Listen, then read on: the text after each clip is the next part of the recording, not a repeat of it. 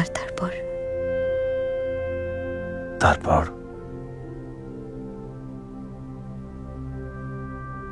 তারপর তোমার সঙ্গে দেখা।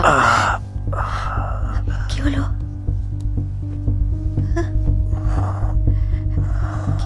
কি হলো? এটা কি করে হলো?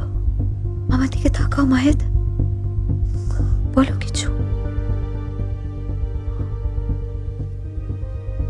না, কিছু না। আমরা তো সবকিছু শেয়ার করার প্রমিস করেছি। আমি তোমার কষ্টটা ভাগ করে নিতে চাই মাহেদ। আমি তো তোমার পাশে আছি, তাও কিসের এত ভয়? ভয়ের কারণ লুকিয়ে থাকলো মাহিদের ভেতর, কিন্তু পূজারিনী আর মাহিদ নিজেদের সব জটিলতা ভুলে আটকে রইল একে অপরের ভালোবাসার টানে। তুমি আছো,